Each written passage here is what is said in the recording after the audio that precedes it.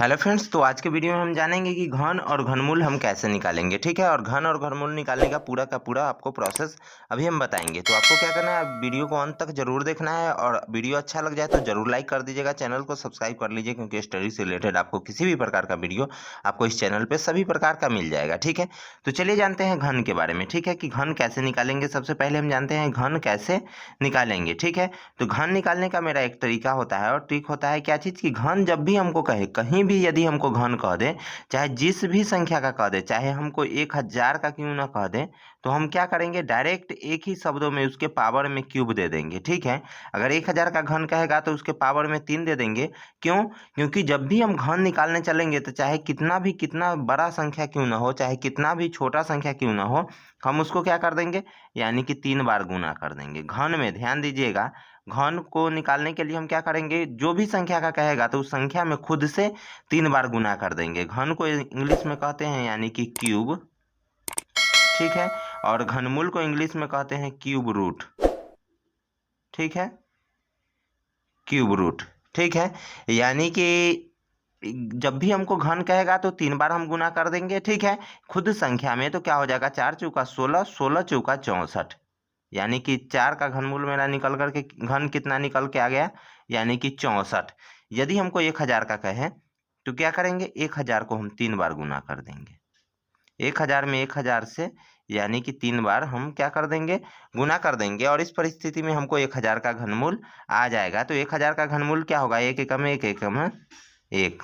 ठीक है, और गुना में क्या कीजिए, हमेशा यानी कि जीरो को जोड़ते जाइए, बढ़ाते जाइए।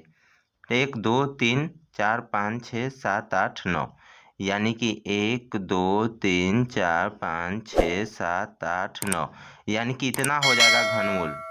1000 का घनमूल इतना हो जाएगा। ठीक है, अब चलिए देखते हैं कि घनमूल अब कैसे निकालेंगे। ठीक है, तो घनमूल निकालने में एक तरीका मेरा आसान होता है कि हम घनमूल निकालते हैं इसका, यानी कि किसी भी संख्या का अगर हमको घनमूल कह देगा तो कौन सा विधि से हम निकालेंगे, गुणनखंड विधि से।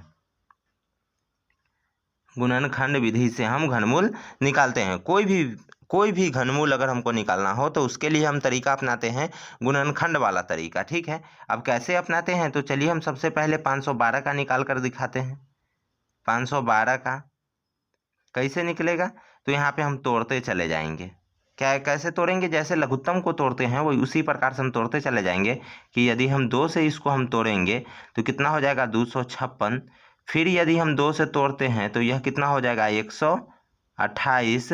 फिर यदि हम 2 से तोड़ते हैं तो यह मेरा कितना हो जाएगा, 64। फिर यदि हम 2 से तोड़ते हैं तो मेरा हो जाएगा 32।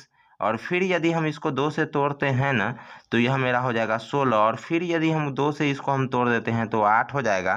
फिर यदि हम 2 से तोड़ते हैं तो 4। फिर यदि 2 से तोड़ देते हैं तो कितना हो जाएगा, 2। और यदि फिर 2 से तोड़ देते हैं तो मेरा 1 हो जाएगा। अब देखिए 512 का अब इतना सारा गुणनखंड टूट करके आ गया, तो अब घनमूल कैसे निकलेगा इसका।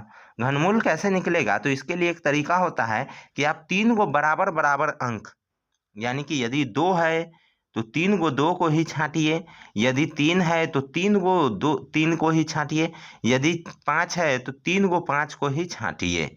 ठीक है, इस प्रकार से हमको 3 को, कोई भी संख्या हो अगर इसमें मेरा, तो 3 को करके हम उसको छांटते चले जाएंगे। यहाँ पर देखिए 3 को 2 है तो इसका एक ग्रुप बन जाएगा।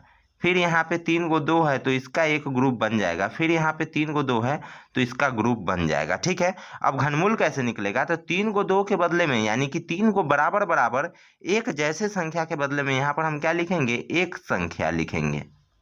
ठीक है, जब भी घनमूल निकालेंगे तो एक ही संख्या लिखेंगे और फिर क्या करेंगे, गुना करेंगे, और फिर 3 को बराबर बराबर संख्या के लिए एक ही संख्या लिखेंगे। ठीक है, एक ही संख्या लिखेंगे, फिर 3 को बराबर बराबर वाले संख्या के लिए एक ही संख्या हम लिखेंगे। ठीक है, तो इस प्रकार 2 दूना 4 दूनी 8 मेरा इसका घनमूल आ गया। ठीक है, 8 इसका मेरा घनमूल आ गया और यह फाइनली आंसर आ गया। उसी प्रकार आपको क्या करना है, 64 का बना करके आपको हमें कमेंट करना है। ठीक है, कि 64 का घनमूल कितना आएगा और कैसे आएगा। ठीक है, अगर कोई भी प्रॉब्लम आया तो आप ज़रूर कमेंट कीजिए, हमें ज़रूर सूचना दीजिए ताकि हम आपका प्रॉब्लम का समाधान कर सकें। ठीक है, और ऐसे किसी भी प्रकार का प्रॉब्लम का संभावना ही नहीं है, क्योंकि इतने अच्छे से हमने बता दिया है कि आपको, हमको नहीं लगता है कि अब प्रॉब्लम आएगा। फिर भी अगर आए तो आप ज़रूर कमेंट कीजिए। धन्यवाद, फिर मिलते हैं नेक्स्ट वीडियो में, तब तक के लिए जय हिंद, बाय बाय।